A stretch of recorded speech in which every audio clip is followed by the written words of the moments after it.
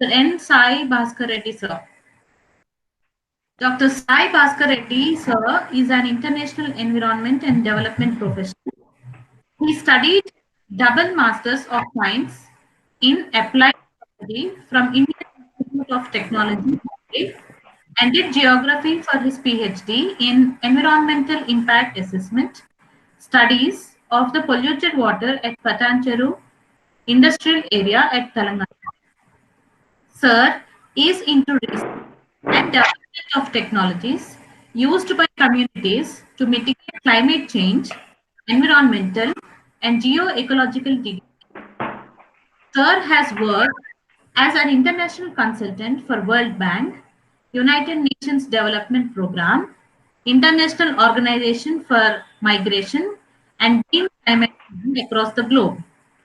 He has also worked as a geoecologist consultant for the Hussain Sagar Lake and Catchment Area Improvement Project.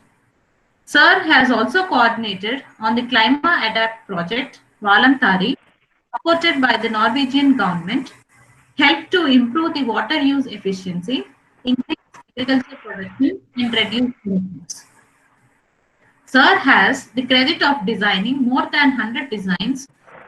The notable achievements are 50 good stoves, contribution on biochar and charcoal production technologies. He has also conceptualized and contributed to the concept of earth centers, village earth centers, geospirit, earth clubs, and earth leadership.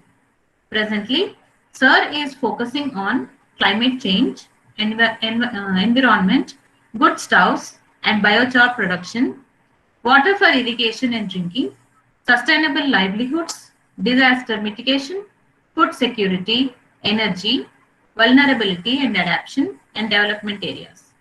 Currently, Sir is working as director at the Earth Center, Council for Green Revolution, Hyderabad. Today, Sir will be presenting on the topic Multi-Hazard Risk Analysis in Urban Planning for Cities. We request Dr. N. Sai Bhaskar Reddy sir to address the session.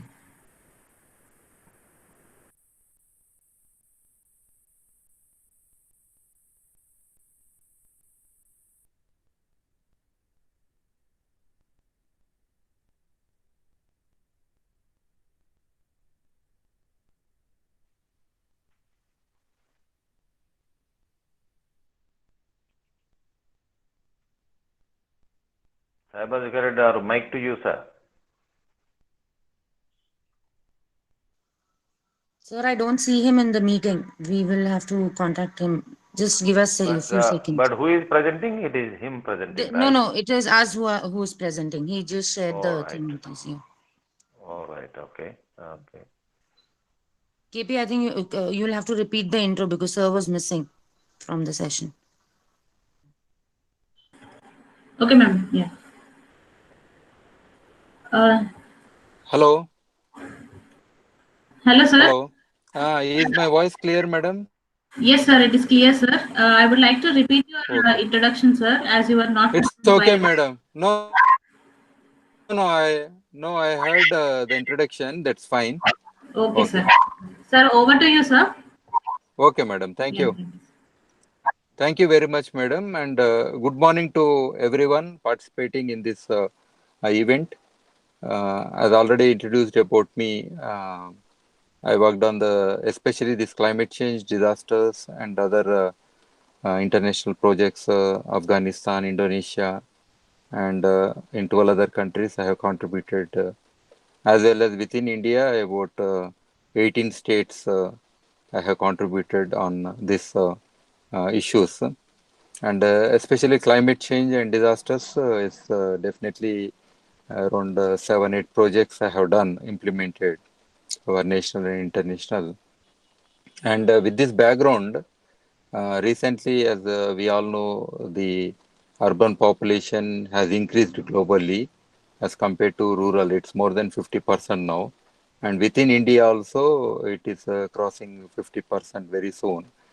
It means the challenges in urban area and especially cities and urban planning, even as a geographer, understanding the spatial aspects overlaid by all these challenges of infrastructure, the natural or the other, including man-made causes, is causing lots of hazards and disasters. And this is one of the biggest challenges now globally.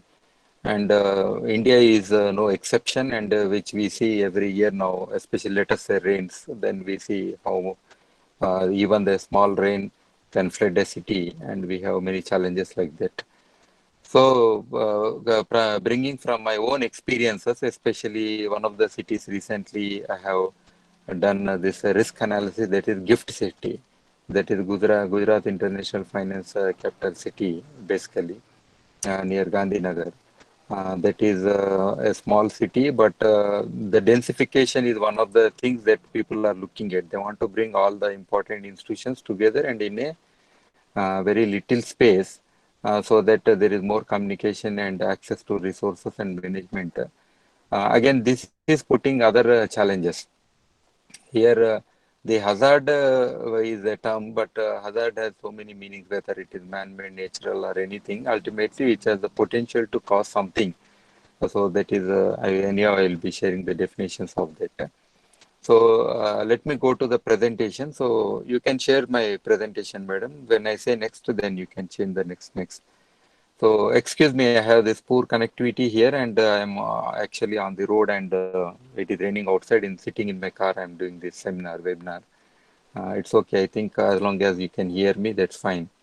Yeah, Sir, continue, it's madam. already put up on the things. You can you see the Okay, presentation? Yeah. I am unable to see, but let me click it. Yeah, Yeah. I can see the Yeah. presentation. Mm.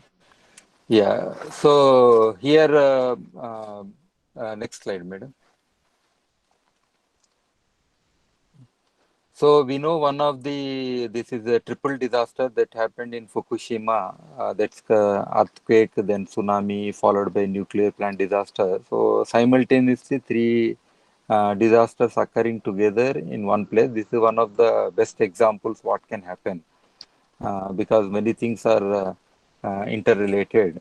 So this event happened in March 11, 2011, and it has caused lots of destruction, and nobody can forget this particular disaster because of the magnitude and the impact, and including a country like Japan also could not cope with this, with all kinds of systems in place.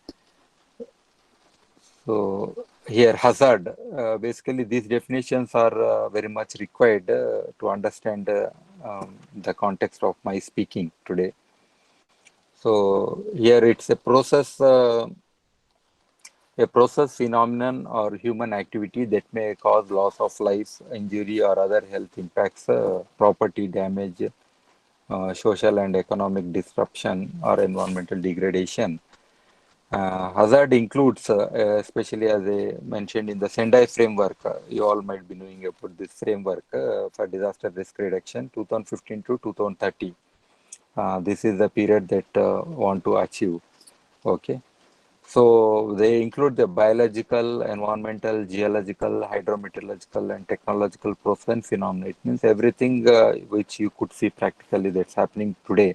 I have put biological ahead because now you see the coronavirus, although the local environment, because of the closeness of people and the infrastructure and everything, the proneness of this coronavirus in the cities is more than rural areas. Now I'm in rural area where there is more comfort for people in maintaining the physical distance.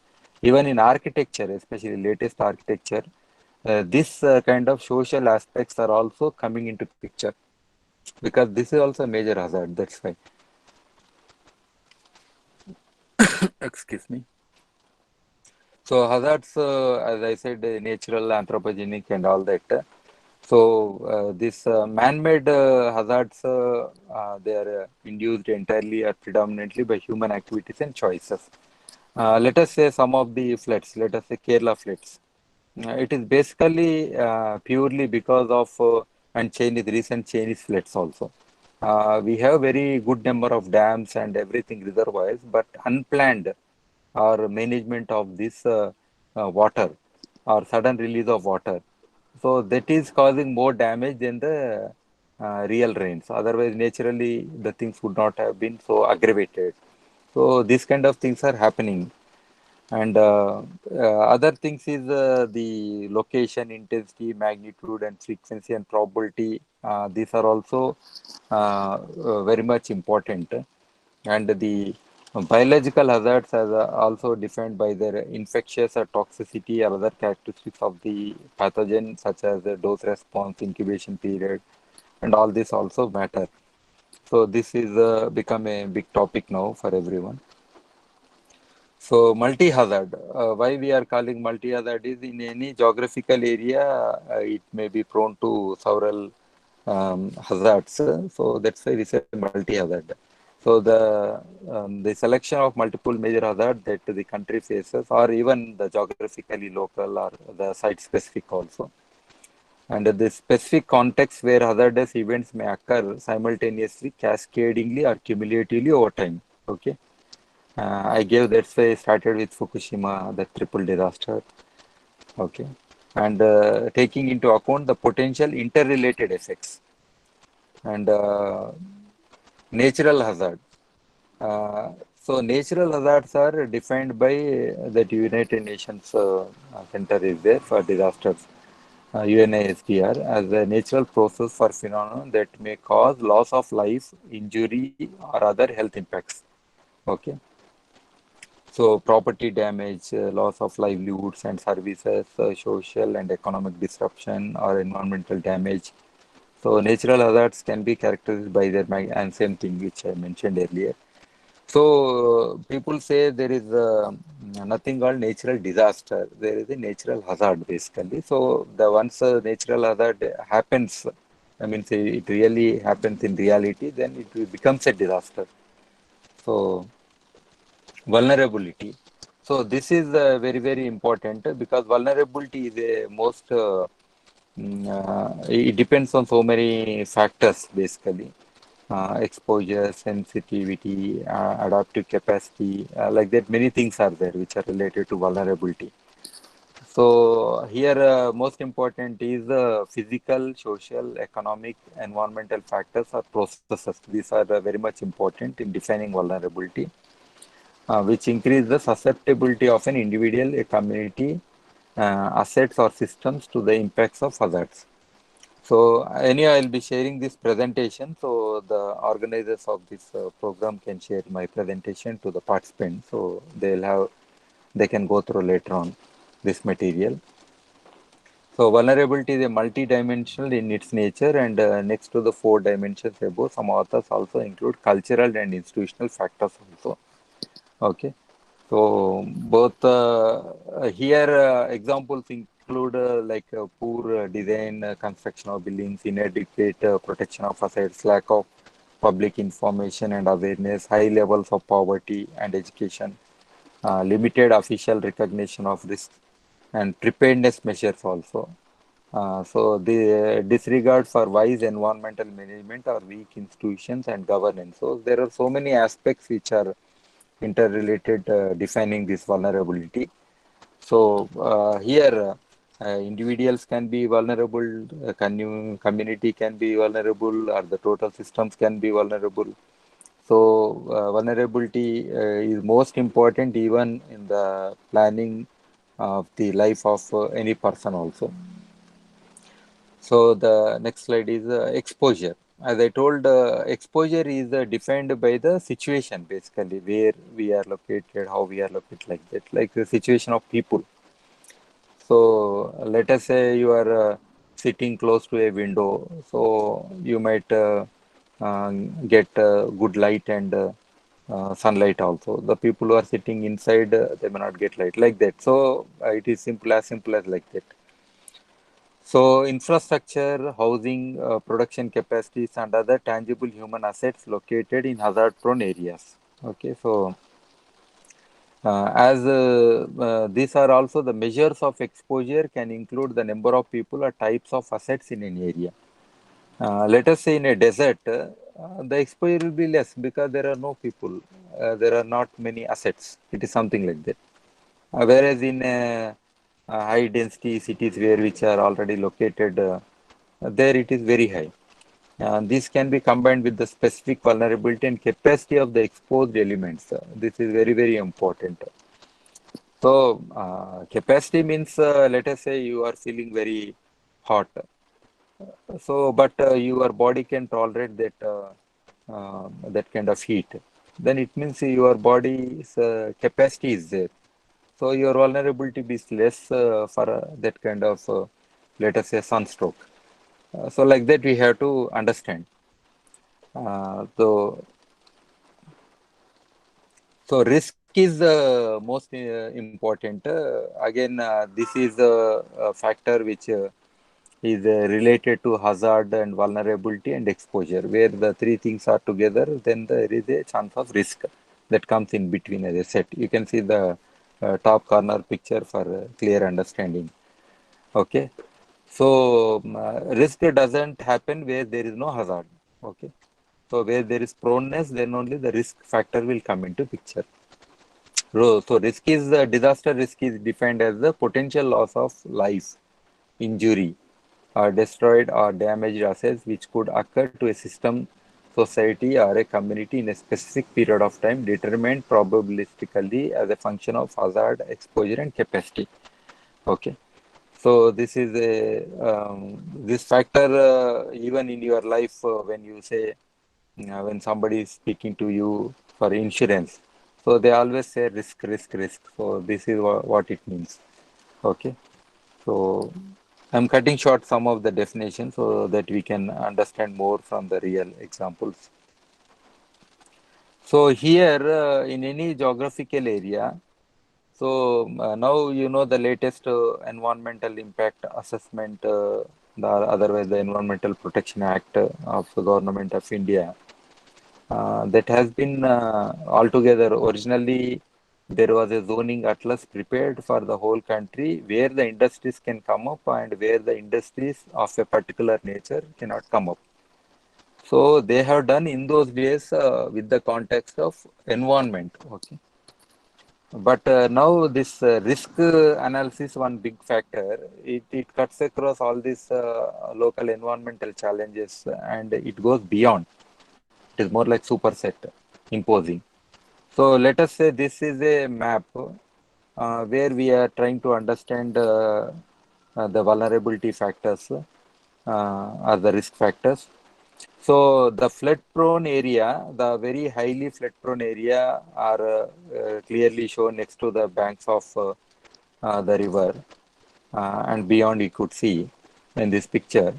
So this kind of based on the contours, one can easily provide a vulnerability, this kind of map for the whole area. So these are what we call is under the risk analysis. All these become part of analysis. So this we have seen the Kurnool floods are the main floods that happened that is because of the Krishna River. So there also we have seen because there was lag time in the flood waters reaching those right from Kurnool to Narjansa to then again Prakasham barrage, then from there to the sea. So in between our GAS and at that time abstract was there. So they could prepare the maps and provide this kind of analysis. So what are the vulnerable areas like that? So this is very much required now. And this natural hazards, that is location, extent, previous occurrences, future probability. So if we consider under natural hazards also, what are the risk things? Then as community assets, if you see, then population, built environment, natural environment, economy, all these constitute community assets. So in between these two factors, the risk happens. It means if there is no population, there is no risk. It is something like if there is no built environment, there is no risk. If there is no natural environment which sustains the livelihoods of the communities, then there is no risk. If there is no infrastructure like banking or service sector and all that, then there is no risk. Let us say Mumbai, it's a capital of the financial capital of India, let us say. So any flood or anything will definitely impact on the economy like that. So we have to understand like that. So here, as I said, the risk is a formula between like hazard, then vulnerability and amount, the occurrence. And all these things is a kind of formula it is given here. So you can go through these definitions later on. Capacity, as I said, this is very, very important. Why we go to college and why we want to increase our capacities. Okay, especially adaptive capacities is far more important than technological interventions. Mitigation is one factor, but before that, adaptation is far more important. So, a combination of all the strengths and resources available within a community, basically, capacity means society or organization that can reduce the level of risk or the effects of a disaster. Uh, Capacity may include physical, institutional, social, and economic means, as well as skilled personnel or collective attributes such as leadership and management. Capacity may also be described as capability. Okay, here you see the leadership is also there. Let us say we have solutions, but if there is no leadership directing to use those solutions, then also there is a failure, the management issue. So, which you are seeing practically recently during COVID times, how each state is responding, the leadership is responding to the situation. All these factors you can put before you. Let us say the skills, the knowledge, all this of each even individual also. That's why before any natural disaster happening, the preparedness is the factor that comes into picture. So even conducting mock drills or the civil defense systems to be in place, trained personnel in place, local communities or local committees to tackle the situation. So there are so many things that need to be happen. They are part of the capacity actually. Hazards due to climate change, environmental degradation. So this is the most important. I have put up this is now we have this overlapping factors and most important environmental. Yes, it is there since 70s. It is in focus environment, the subject as well as all the laws and regulations and all that. But climate change, let us say last 25, 30 years, it has came into prominence as we see the greenhouse gases and the global average temperatures, they have increased. And we have now frequencies of extreme weather events such as floods, droughts, heat waves, and all this we are seeing. And heat island effect, that happens mainly in urban areas. And environmental hazard is a substance, a state, or an event which has the potential to threaten the surrounding natural environment or adversely affect people's health, including the natural disasters such as the storms and earthquakes like that. So here there are various other things which are interlinked also, uh, especially the biological. With change in climate, the vectors or even the coronavirus, geographically, if we say particular latitudes with a particular temperature, the vulnerability of community is more. So like that, it is there. So then again, disaster, again, this aspect we had been, yeah, we already learnt about this. A disaster is a function of the risk process. It results from the combination of hazards, conditions of vulnerability, and insufficient capacity or measures to reduce the potential negative consequences of risk.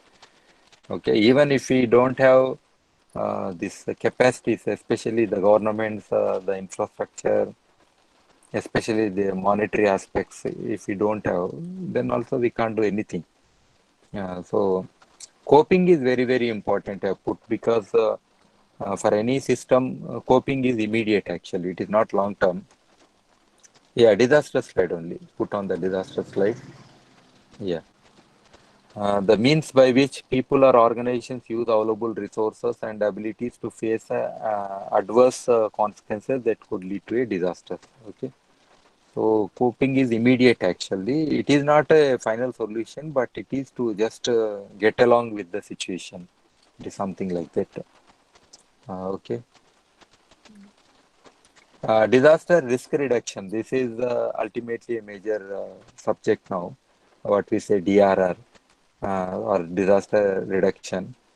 So basically, the conceptual framework of elements considered with the possibilities minimize um, to minimize vulnerabilities and disasters throughout a society, to avoid prevention or to limit mitigation and preparedness the adverse impacts of hazards within the broad context of sustainable development.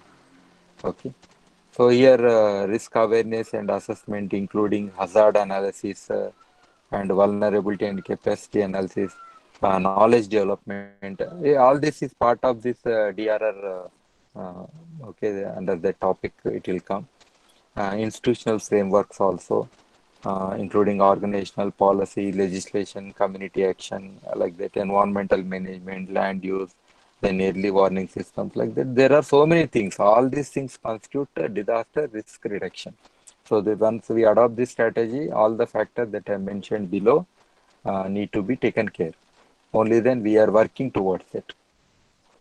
So people, poverty and disaster, this I have put up more, next slide, please. So, yeah.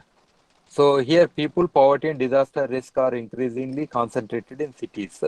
This is why means ultimately the poor countries are highly vulnerable, and where the density of population is more, especially in the tropics and subtropic countries. And these are especially the cities because the density factor of population and infrastructure like that. That's why it is more. High risk multi hazard zones for India, it is done here. So you could see the Andhra Pradesh, also we could see some. Next slide. Yeah. In Andhra Pradesh we could see, but Telangana is definitely a safer place because we are far away from cyclones or earthquakes, tsunamis, floods also limited. Like that, so interior parts are mostly they are safer and better. That's why you could see the defense establishment, other strategic institutions are located in such places. So they also do lots of research on which place is safer and better, including from terrorism or biological. Many things are there, no cross-border things. For that also, Hyderabad seems to be, or surrounding in Telangana, any part seems to be far better, safer place. So you all are in Hyderabad, so you are safe now. So from many things. Okay, it doesn't mean that terrorism, other things also that could happen anywhere. Recently, I've seen the Lebanon, the ammonium nitrate blast, the one of the biggest blasts in the recent history, man-made disaster. So such things can happen anywhere. Visakhapatnam saw three major disasters, two industrial and one crane collapsing like that. So that is happening continuously there. Although it is a smaller industrial area and port city. So like that, many things can happen. So here we could always apply GAS and multi-hazard risk assessment in an urban environment we can do. And generation of a database of elements at risk in order to evaluate the vulnerability of buildings and population that can happen. So this is only a sample I am showing. So National Urban Flood Resilience Program, this I am sharing because recently I was leading this project for the World Bank in Indonesia. You know, there are about 55 cities which are vulnerable and they are subsiding below the sea level. Okay, that is a very strange thing happening there. It is archipelago. It is means a number of islands basically. The country doesn't have a common land mass like us. And because of urbanization, overdrawal of groundwater, and because of proximity to sea and sea level rise, tsunamis like that, many factors together contributed to this situation. And floods are very, very common there, happening either from the sea surge also creates floods. So you remember, when it creates a wall against the water outflows into the sea, then also it is causing flood inundation inside. So this, so we were engaged in the developing this national program for the government. So how to bring in financial things, how to plan the urban nature-based solutions that came up. As architects, in my life, that is a passion actually, even now. The green buildings and nature-based solutions and all that. Although I not studied, but still that interest is there in me. So here, nature-based solutions is very much similar. You might have heard about sponge cities or ABC, Active Clean Waters. This program, Beauty and Clean Waters program of Singapore. So like that, in different cities, many models have come where we could use this water, flood water, not only for recharging and also could have co-benefits for the society and beautification and access to communities. So like that, many things are integrated into this. So here in this particular project, urban flood risk management, sector investments, diagnostic, who will invest in floods? And directly nobody will invest in mitigation of floods. But somehow we have to bring in interest in participation because once we start developing infrastructure by reclaiming the safer areas, then definitely the cost will go up in those areas. So they should pay back for this infrastructure development as protection measures. So like that, various innovative things have come into picture so that community, what is a PPP model. So in urban planning, this is very much required. Without this financial thing and other things, having plans and programs or infrastructure doesn't help much. So we work closely with the government of Indonesia together with the World Bank. So you can see how a major city like Jakarta is one of the largest cities in the world, how centrally, how it is spreaded, and every year this is happening now. And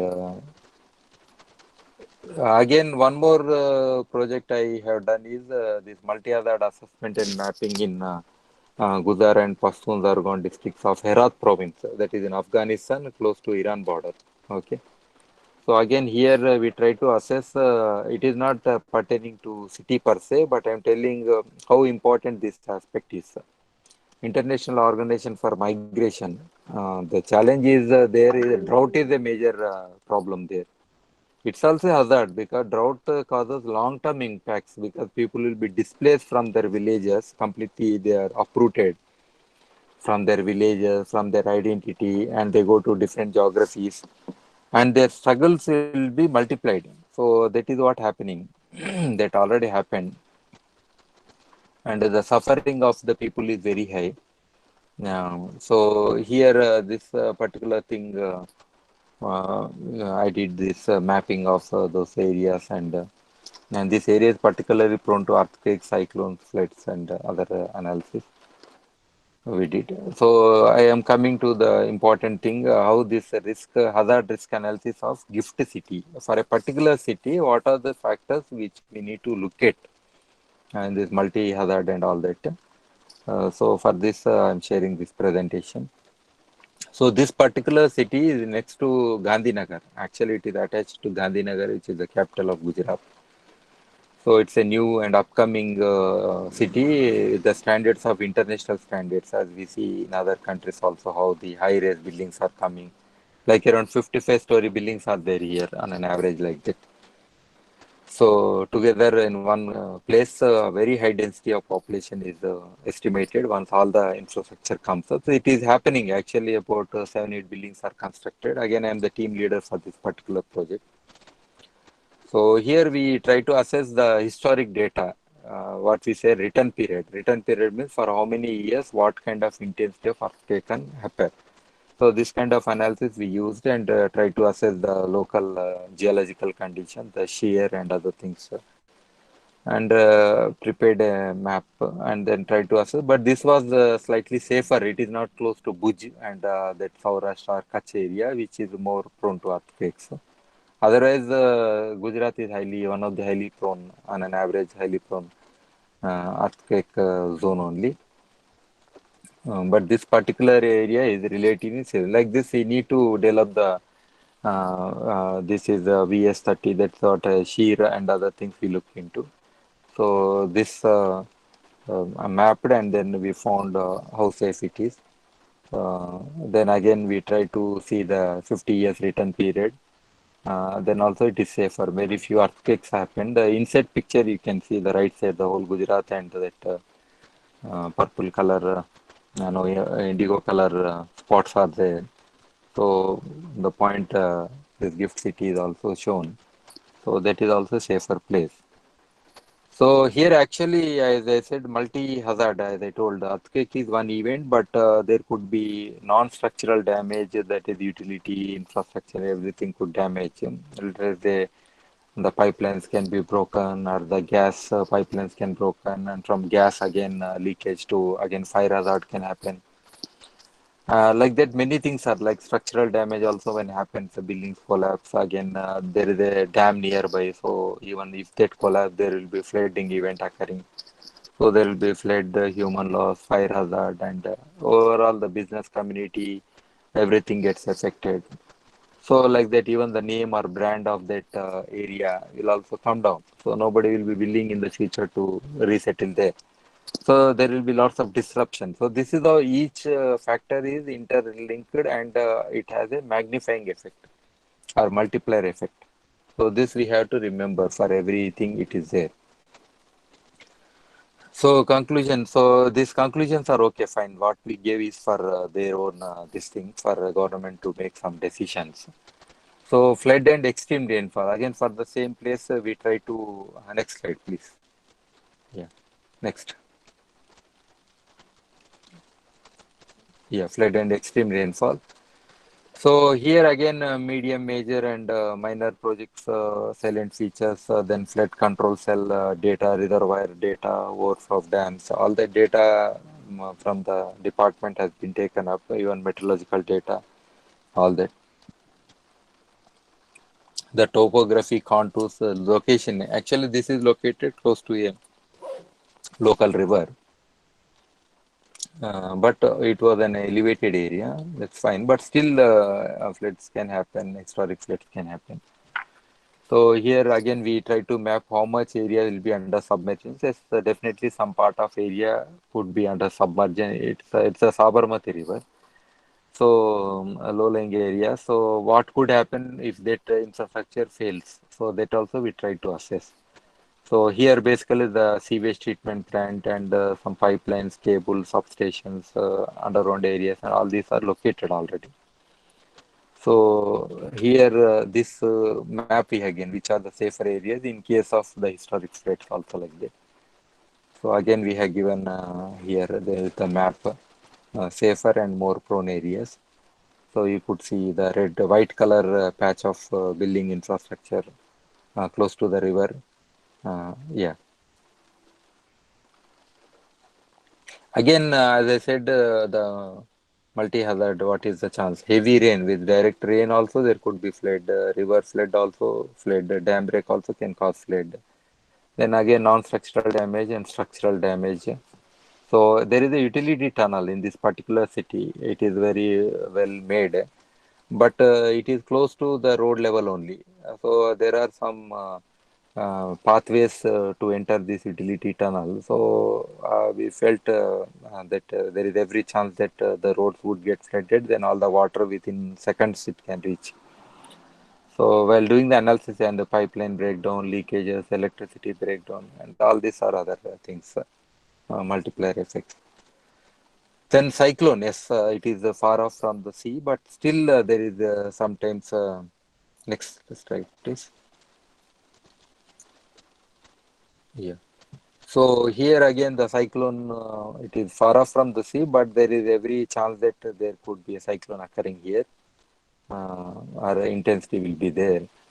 So that we try to look into historic events. But this, what we say, wind funnel effect, because of location of buildings, let us say each company has their own plot and they are raising their own building. What will happen is with the particular location or interrelationship of each building, there could be the very high in speed because of this funnel effect, and that could cause lots of damage. We have seen next slide, madam. I'm speaking about wind funnel effect. Yeah. So you have seen in this cyclone in Orissa when it happened. Lots of these glass windows they came out. So even if there is something small opening at one side and there will be low pressure created on the other side, then automatically everything will be sucked out and they would fall down. Falling down again will have lots of other implications on the people below or anything like that. So this also we try to assess. Even practically, I took this anemometer which measures the wind. So one day I measured around 22 kilometers per hour wind was blowing. Even at that wind speed, what happens at different levels that I try to assess and see what is the thing. 22 kilometers per hour is a small thing. Even cyclone, super cyclone happens around 120 kilometers per hour is the thing. That is a bigger thing, challenge actually. So here again with the cyclones, historic things. Next slide. Historic cyclones and events they have been mapped and we try to look at what happened earlier. This also gives a flare picture. And the next slide. Then cyclone hazard map has been shown here. So the path of the cyclone is also shown in dotted line. So here. Then this is the conclusion that what are the measures to be taken for better protection.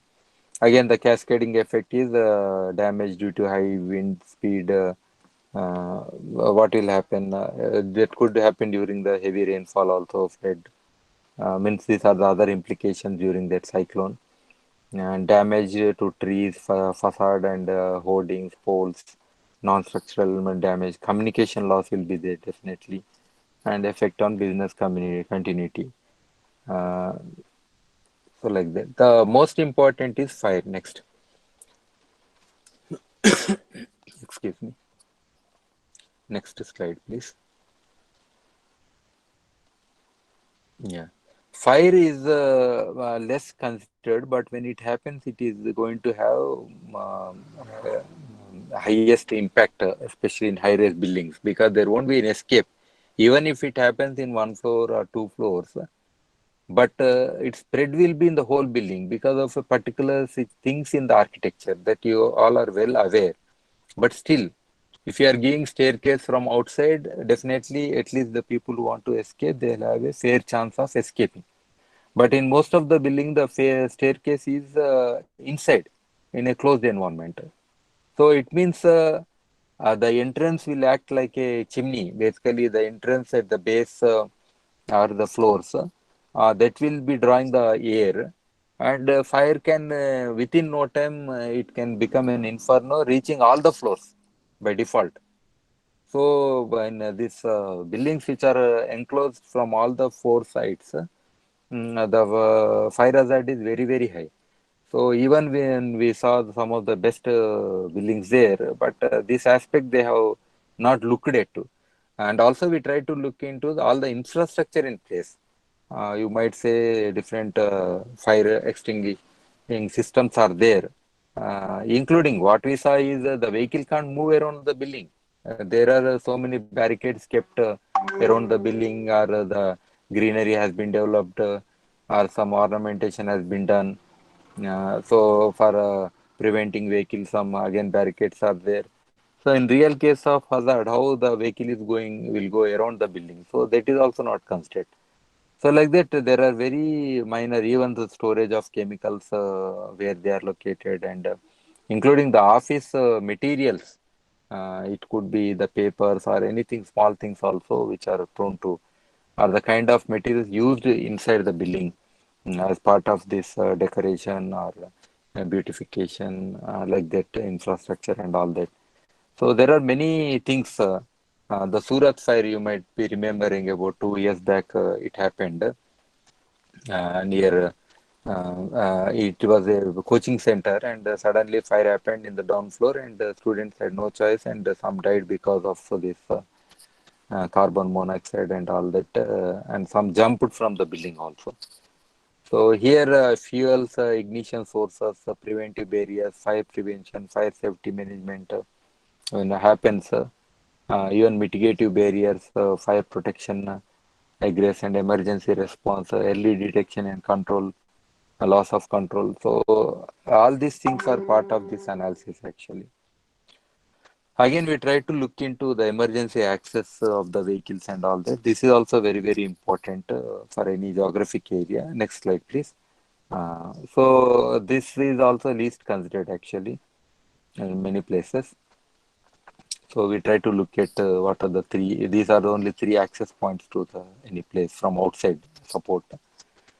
So here again we try to look in each billing and each billing we try to assess medium, low, and high.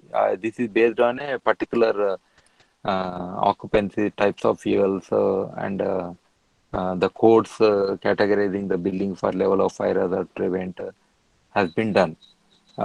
So including the other facilities places. Next slide, please. Next slide. Yeah, click thrice, then next slide. Yeah, this one I'm speaking about. So for different billings, we try to look into. Then again, the business occupancy type and what is the type of billing that also we looked into. Yeah, next slide.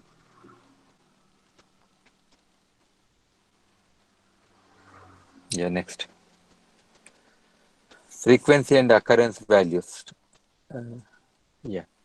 So here it was looked into what could be the frequency during lifetime of the building, 25 years. Basically, whatever infrastructure we develop, the lifetime is not like the earlier times. You all know as architect students. What is constructed by my father, the son may not be liking. So they are removing that and again reconstructing differently. So 25, 50 years maybe lifespan. But anyhow, we try to build for longer periods. Then likely to occur once in 5 years. Like that, we try to look into different things. Once in a year, what is the likelihood and the consequences, property damage, injuries, business continuity, minor property damage, then significant damage. And this is a risk matrix and frequency and consequences. Based on that, the risk has been assessed. High, medium, low risk and all that. Proposed fire scenarios like in a particular scenario, let us say fire in office equipment after office hour. If it happens, what will happen? That is a scenario. Then spontaneous ignition in turpentine soak racks office hours. What will happen? No, proposed fire scenario. A slide before, madam. Yeah, I'm here. So city control center, there is a control system which monitors everything, and if fire in electronic components happens there, what will happen? And arson, if it happens in a particular building, what will happen? Let us say a car bomb is placed below. Coming from with 3 years of experience in Afghanistan, I know these things more than anybody else. I have seen practically what are the different measures taken for this terrorist and human bombs or these vehicle bombs and all these things that happen there frequently. So I also try to look into, even do have bunkers and all that also I try to look into. Otherwise, we just give an assembly area and from there somebody will take you. Even in assembly area, if the whole building falls upon you, what you will do? During earthquake, you cannot go to such places again. So like that, in each system, we try to look into, like solid waste management, fire in waste material due to auto ignition, like that. All this we try to look into. Next slide.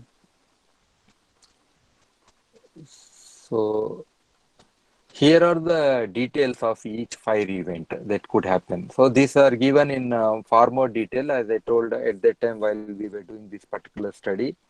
The Surat fire incident happened, and government was more particular about this fire hazard in this particular city. So we try to go very intensively and try to analyze this whole thing. We almost all travel to all the buildings and all floors and try to look at all the corners, which existing about 10 buildings. Of course, other new buildings are coming. So here again the same the risk and everything. But here, as I told you, the cascading effect is again the damage to equipment, furniture, data. Go slides. Change the slides, madam. Yeah. cascading effect on fire. Yeah, next. Next. Yeah. So here, um, so damage to equipment, furniture, data, and everything is looked into. And then, as you know, this, as I said, fire, again, it will cause to human loss, injuries, trauma, and other things. So there will be many other things, electricity, background, smoke, insecurity, and business will also get affected. So all these things will happen. Next. So fire protection systems and equipment we looked into. So wet razor systems are kept in manual mode like that. So installation orientation of a double hydrant valves not will not allow operation. How they are located, even whether the boxes are locked, whether the keys are available, or can they break and open the walls like that. So all these things we looked. Sometimes the local person, the manager or the security guard or somebody for the security reason, they try to close everything. So all these things, do we have generator to operate the pumps for water and all that. So all these details we looked into. Next.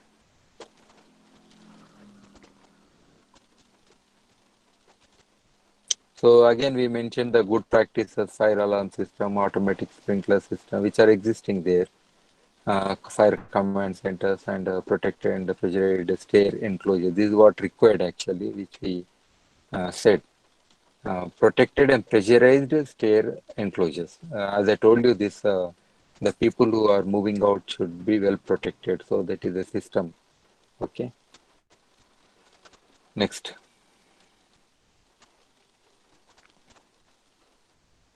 Yeah, chemical hazard, although it is not an industrial area, but there were some chemicals stored. We try to measure what are the chemicals stored for water treatment or the district cooling system. There is a centralized cooling system and sewage treatment, what are the chemicals used, which are hazardous like that. And like in the electric substation, we have diesel, what is the quantity that is there. And with that, what could be the hazard that could happen. Next.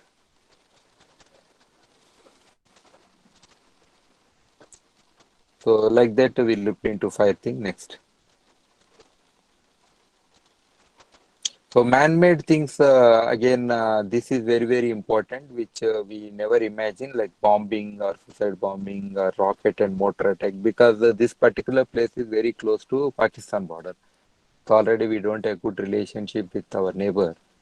So we had Akshardham incident in Gujarat, Ahmedabad, you know very well if you remember, terrorists attacking that complex, temple complex. So there is every possibility of like vehicle-based VBID, we say, vehicle-based improvised explosive devices or conventional firearms. Somebody carries and nuclear weapons, cyber terrorism, biological, chemical weapons. So like that, again, we tried to assess in the high, low, like that categories. I mean the same slide. Yeah, it's okay. So again, we try to look into damage to infrastructure due to each of the things. Okay. And what is the disturbance in business continuity and damage to people, all that we try to look into and made this matrix. Yeah. Next. So key elements at risk, what are the things there? So all the systems that are in place like gas network, ICT services, sewage and treatment plants, water supply system, solid waste management, the power plant. All these are key elements basically in any infrastructure. So actually, if you have this kind of analysis before you plan your architecture, I think definitely you are going to bring up far better buildings, looking at preventing this kind of risks in the future as architect students. Anyhow, you'll be learning as part of your curriculum, but these are practical things which comes only by being in the field. Theoretically, nobody will teach you these things. Yeah. Next. Yeah, thank you very much. Although with the difficulty of being outside this thing, I could manage to complete this presentation with less connectivity also. So if there is anything you could ask me, or I think the moderators they can take over. Uh, yeah. Yes, sir. We have a few questions in the chat box from the participants, sir. Okay, madam. On behalf of the participants, we will ask you the questions, sir. Yeah. Can we go ahead, sir? Yeah, please, madam. Yeah. What are the challenges we face in developing multi-hazard risk models at local scale or in urban cities? There is no challenge. We need the skilled people. I don't know in your curriculum how much depth, because this is a multidisciplinary thing. It is not related, let us say, geological hazards. It is means a geological expert need to be there. Chemical hazard, a chemical person will be there. Fire hazard, a fire specialist will be there. So it is not just for you, the architecture, it means so many other things like utility aspects, the people, the business, and like that, many things you always look into. But considering this, especially the climate change, the disasters, and all that, we need to have these multidisciplinary teams, and the interaction of the architect or the engineers with these kind of multidisciplinary teams is required. And see, Gift City was started already. They have done environmental impact assessment and other document they have done, but they have not done this multi-hazard risk analysis. So they have done later.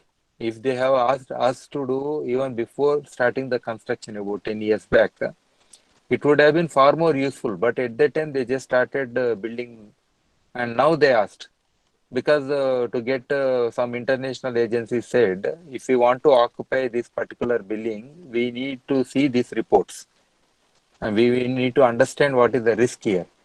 So for that reason, they are doing it, not for in reality to do this and then start the work. So even at the time of, because architect is one of the first person in designing any space. So working with this kind of teams, multidisciplinary teams, and are understanding the practical challenges happened in any real situation will always help us. Yeah. Hello. Yes, sir. Yeah, that's it. We have to improve our curriculum. Now you have far better advantage than regular classroom lectures, madam. So we can bring the best people from anywhere in the world online, and then you can always conduct this kind of sessions. And also practically we can take to the site also sometimes using the same technology and show practically some of the field aspects. So Yes, that sir. is also possible. It is like a walkthrough lecture. Like let me say I am walking in a building with my mobile phone and camera on. So I'll be practically showing various aspects, and then I'll be walking, but your students will be sitting comfortably somewhere and happily listening and seeing the things also. That is also possible. The cost effective way. Yeah. Yes, sir. Sir, we have one more question. Yeah. Uh, Owing to increased vulnerability and climatic extremes, we are faced with the rapidly growing impact of disasters worldwide. How do we incorporate the concepts of disaster risk management into planning, sustainable development, and environmental impact assessment? You are asking everything, madam. That is, what is an ideal society like that? You are asking. So that is there as part of our own designs and everything. Excuse me. That is already there as part of our requirement. Actually, the government should be proactive, and there should be good leadership, and then the things will be fine. Yeah.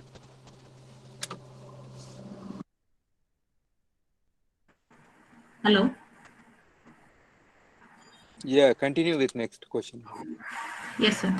Sir, next question. Are there any multiple hazardous solutions for hilly areas like Shimla?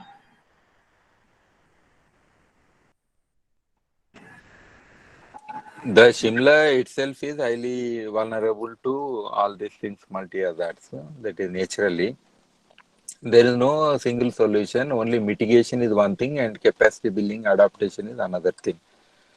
Mitigation means basically within, especially architects. I have done the Chamoli earthquake study also practically. When we constructing buildings, you know, in an earthquake-prone area, how the structure should be of any building. So they are the fundamental things existing. Even during earthquakes, sometimes 100, 200-year-old buildings don't fall. It means the people of those times had that sense how to construct a building. Why we are missing that sense now? It's a compromise of people on the financial things, or many things are there. Are the local building regulations, what we say. Uh, so each building locally we have regulations. Unless we don't follow them, close to a river, close to the highly landslide prone area, any of this Shimla is earthquake prone. So you have snowfall fall and many other challenges there. So these things one need to follow. That's all. Otherwise, as I told you, the hazard map of India, we have safer areas. There, whatever you do, you'll be far more safer than in those areas. So knowingly you are there, so you are already risk and vulnerable. So just accept and then improve your capacities and change the infrastructure. But poor people and other things are the challenges. No, everybody can't invest that much. It's something like that. Yeah. So, sir, we shall go ahead with the next question, sir. What was the scope of assessment for Gift City? Did you carry out this study alone, sir? Were there any other experts involved? I clearly said, madam, I am the team leader, but it's a multidisciplinary thing. Okay. So we always bring in the specialists into the team. But for me, this particular thing, I myself geologist and hazard person, floods, so several other things are part of my own subjects. So what we required at the time is one chemical person and then fire hazard person. So exclusively we involved these two separately, and of course some GAs and other people are also involved in this thing. And we made a checklist, and we also involved the government, which is managing this whole infrastructure, and the engineers working there. We provided a checklist and asked them to put all the details to assess this thing. So like that. So it's a definitely a teamwork. Individually, nobody can do. For me, I have done applied geology, then I have done geography, then I have done environmental impact assessment, PhD. So I myself a little bit multidisciplinary. So everybody may not have that many qualifications to lead or to not only that, by experience also I had been into this sector for the last 25 years like that. So my understanding will be different. So as young people, you can become part of this multidisciplinary teams, or you yourself can go to randomly one building which is there, high-rise building or something. Just try to, whatever presentation I have provided, putting that before you, you also try to do your own assessment. You can learn a lot. That I can suggest you personally. Yeah. Sir, next question.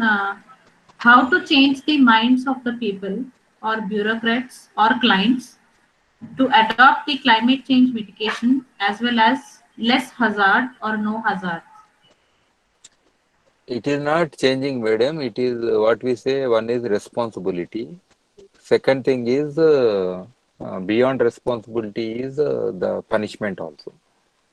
So here in the we have so many loopholes where people not being that leadership is not there. First of all, the lack of leadership in various disciplines.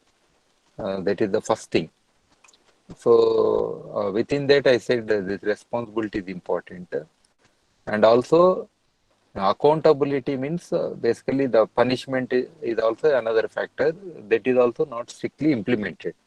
Let us say a big high-rise building has collapsed, let us say a bridge has collapsed, or a water tank has just fallen down.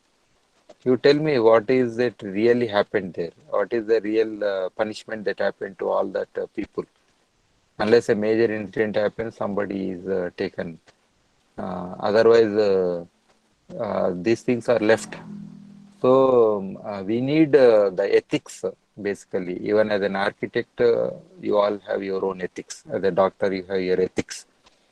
So in your planning, not compromising on the systems and giving a good plan, but at the same time, if your cost goes up, the client will be unhappy. It means you need to compromise on many aspects and try to create such space or economic value. It means you are also compromising with the client. Sometimes we are listening to client rather than using our knowledge. See, I always see the Hyderabad roads. I think there is no qualified civil engineer in Hyderabad. Because if roads are so bad, it means it is a reflection of our education system.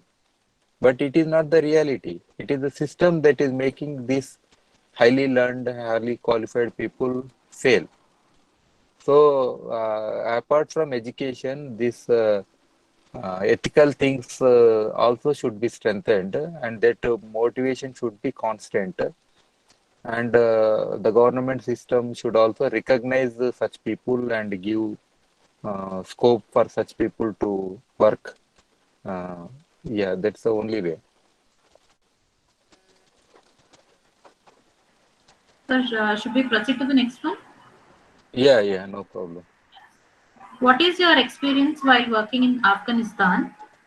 How the architectural futured in Afghanistan? Sir. Very good. I'm very happy somebody like me is in this event now.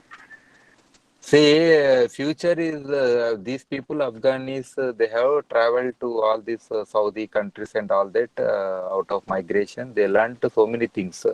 Sometimes I feel ashamed by looking at our roads. In Afghanistan, corruption is very high, but at least they don't compromise on the construction quality. Many places I have seen. So people are very good locally. They are doing very good construction and they are doing their work fine. And people are skilled, as I said, because of migration to Pakistan, Iran, then Saudi Arabia, Dubai, like that. All these countries they had been to globally also. So their spread is far more. So when they return back, they are contributing to the skilled and other things. That's fine. But still, if somebody wants to go and explore the unexplored world, risk is always there to your life. If you are not worried about risk, then you can enjoy the world far more better than anybody else. Yeah. Yes, sir. One more question, sir. What are the precautions taken by the government to cope up with man-made disasters such as Bhopal gas and natural disaster, which is an urban flood? See, after Bhopal gas leak only, this Environmental Protection Act and all other related things have come. This environmental impact assessment mandatory and all these things have come into existence in India. But today, exactly now, I think 2 days before the government tried to amend this environmental impact assessment and sought comments. So you can see after this last 20-25 years phase, I think government is thinking economy is far more important than environment. So it's a compromise again. See, in Visakhapatnam, one after another, three disasters happened. Who is taking care? Who is responsible? How many people are suspended? How many people are removed? Is those industries closed? No. So here, business as usual is going on. So even after this kind of disasters, I think government is, and of course, what we are not looking at is the population. The problem is with a huge population, without controlling population, the demands will not come down. So demands will always increase. So to meet these demands, the government is compromising on the environment. At the cost of environment, we want to survive. Without environment, we can't survive. So it's a directly double damage that we are causing to ourselves. So whatever is happening, yes, temporarily some things will happen. Then over a period, the government is compromising on them. Not only government, the violators are there. Public is a major violator. The systems, corrupt systems are violators. Every industry is violating most of them. So this is already happening. Yeah. Sir, you as a consultant of United Nations, can you please Yeah. suggest us what are the prospects to architects? It is always there. See, one is directly joining into UN. That is a different thing. Okay. Then you need to work differently. So there are some engineering wing is also there.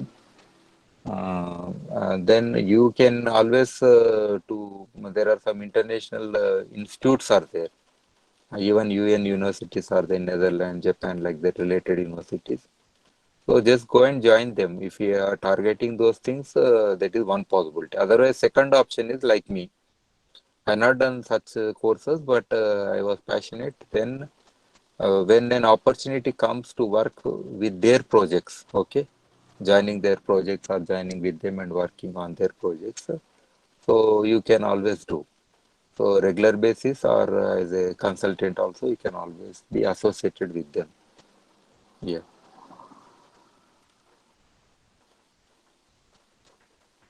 Uh, Sir, as an Earth Center director, how do you suggest us? How do you suggest us as architects, Earth-centric structures or urban planning? See, I always say something. What is the space in the language of architecture, and what is the relation of this space to a human being in your architecture? Any space that you create, actually, within architecture, you are trying to intermingle the nature and man-made spaces together for some reasons. The reasons are very simple. One is security, let us say, and also the living, basically living conditions there. But other aspects we are missing. The connectivity of human being with nature, that is very critical. So unless we bring this nature-based solution or close to nature aspects within architecture, it doesn't happen. And most importantly, the peace. If you live in any space, but if you don't find much peace in that particular place, then also it has a less relationship. And most overall importance is each person to aspire, that is the spirit of the person should aspire towards the purpose of one's life. So this also should, that elements in your architecture should bring up. So definitely, if these things bring up, then it is worth of your profession. So here, that's why in the Earth Center that there are two concepts of Earth Centers. One is the Earth Center that we are bringing up here, close to Kadtal, about 65 kilometers from Hyderabad. It is close to this forest area, and keeping all the natural elements intact, we are trying to bring up some natural, with natural material and architecture structure that we have designed through Suhasini Iyer, that you know, an architect from Auroville. She has designed several structures there, and she is also leading their this Auroville. She has designed it for us. So we are using natural materials and all that to bring up that. So otherwise, why a person should go to a place or institute or something unless it doesn't inspire them? What we teach there is one aspect, but even when you remember your own colleges, schools, or whatever the buildings, the architecture of that space, let us say Arts College building, people may not study there, but the building itself will inspire them differently by seeing the facade of that building, which has Indo-Islamic or Buddhism. It is a mix of all the three things.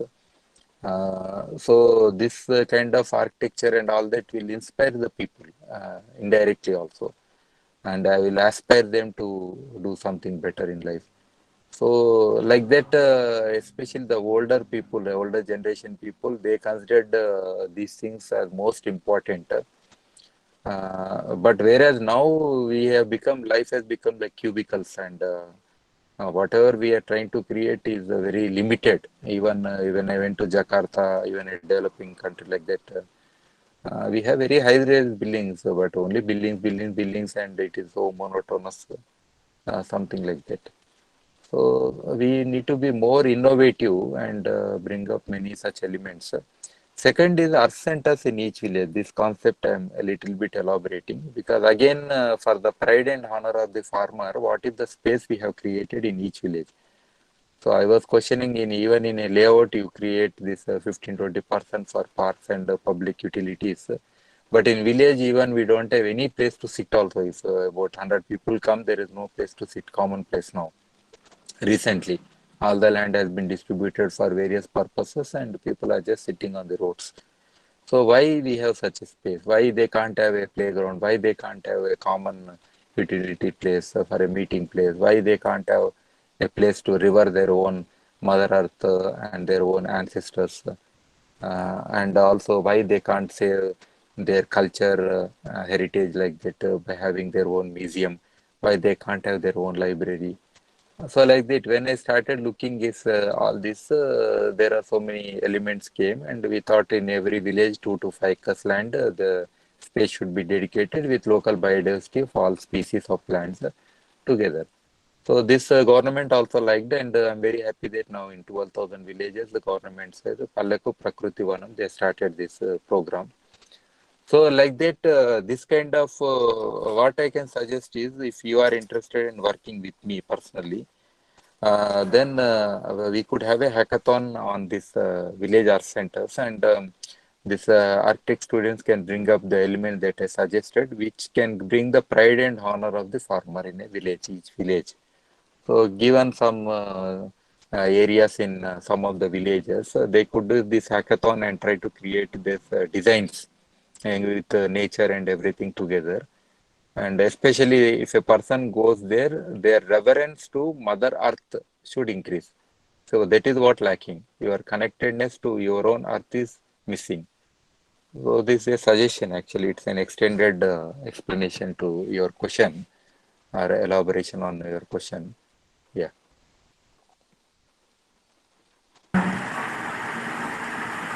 Sir, we as SVCA, esteemed Old Architectural Institute, how can we collaborate with your Earth Center to extend our knowledge and spread the Earth-centric architecture or inspiration?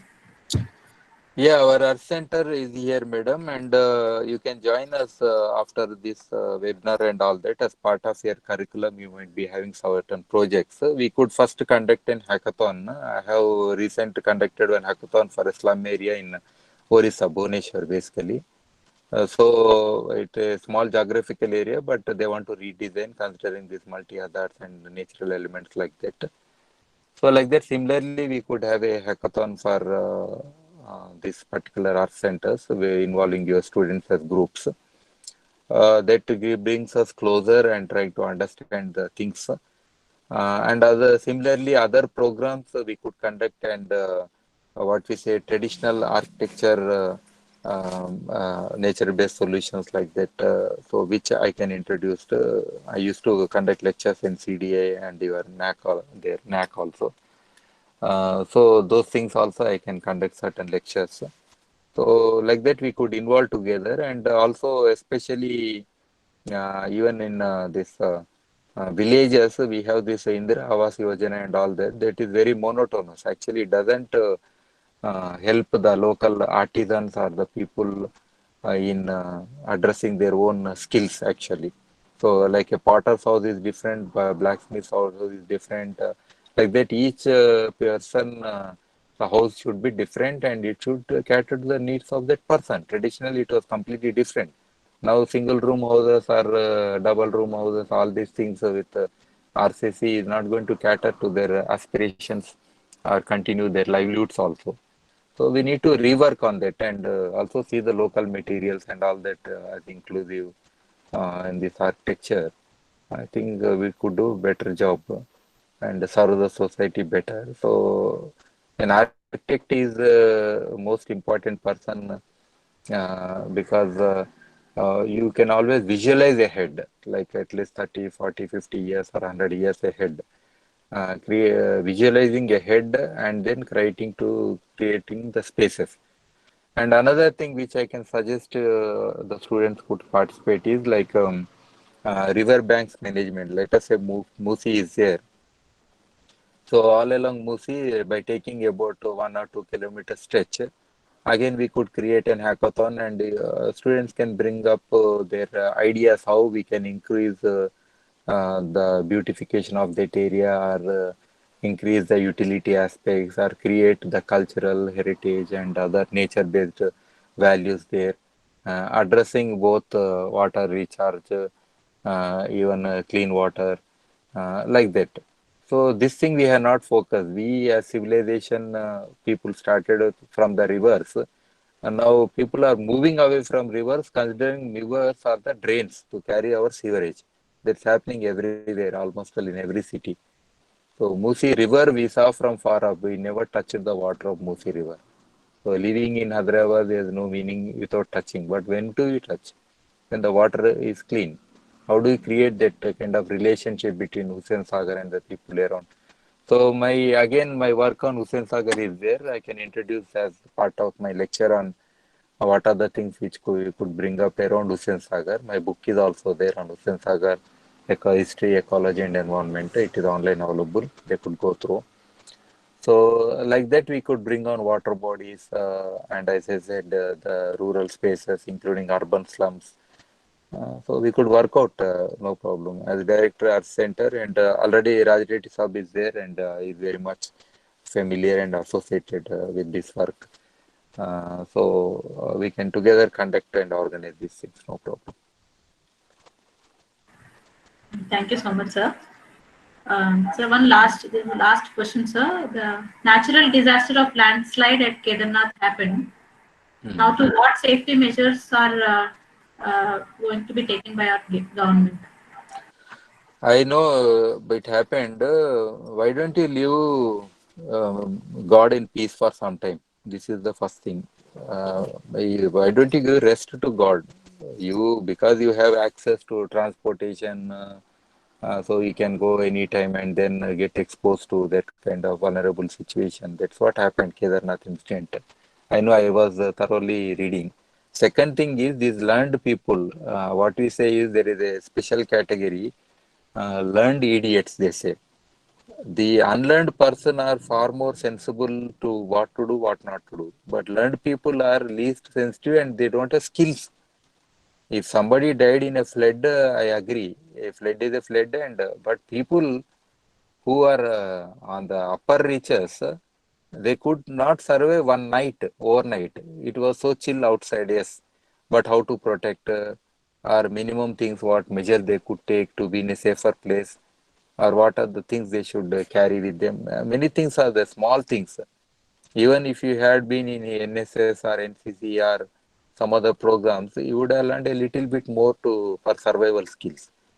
So this the landslide is one incident which will tackle cause damage to some infrastructure and people, but otherwise also after the disaster also the skills are very few. So this I think we need to improve as individually capacities need to be improved. That is very important. Yeah.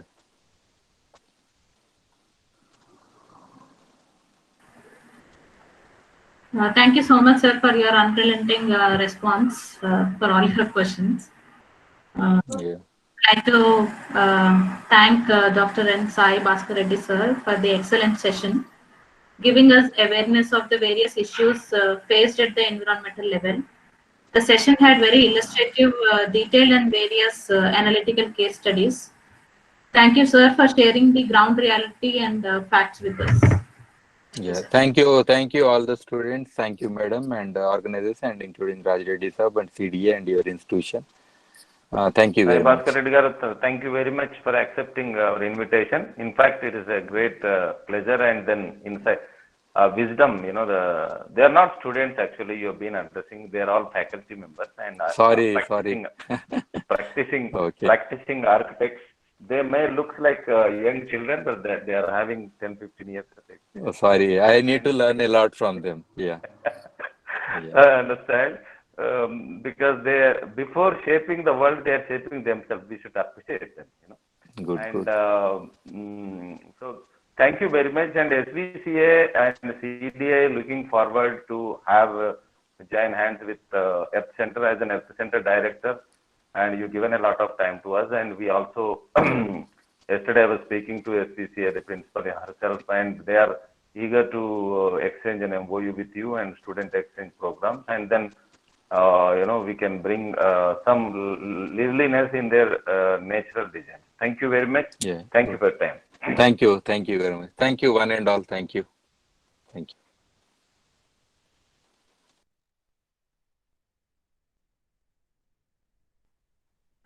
This announcement is for the participants.